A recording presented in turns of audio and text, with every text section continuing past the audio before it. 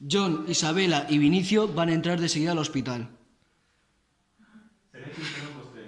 No volem salvar a ningú. Abans de ressuscitar la filla de Fox haurem de fer-li proves. Anem cap a dins. Van fora mentre caminaven cap a la porta de l'hospital. Isabela acompanya a Vinicio a una de les sales de l'hospital. Què farem? Tornarem a parlar amb Fox i l'obligarem a que evacue tota la població i així a protegir a tot el món. I si no vol?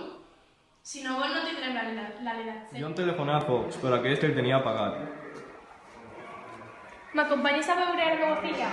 Anem. John i Isabela van estar observant a Clarís. Va entrar per la porta Beltrán amb una arma. Hem arribat al final. Beltrán? L'heu trobat. I ara tu vols matar-ho? Ja. No es pot matar a qui no mor. Sabien el que havia passat amb la seva germana. Sabien que volíeu que no moririen milers de persones. No. Beltrán aixeca l'arma i apunta primer a Isabela i després a John.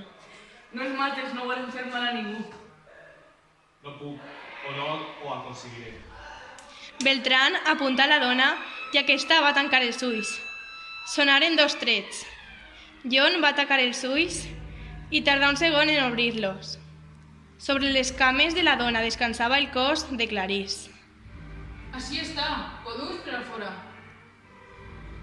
De sobte, a l'exterior de l'estança, començaren a colpejar a la porta amb força.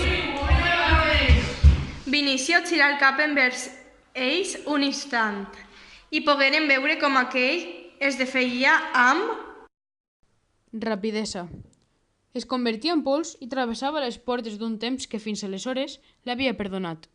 Tan sols un segon més tard sentien una veu petita que deia «Mamà» i veien els ulls de Clarís que cercaven per primera vegada els de sa mare.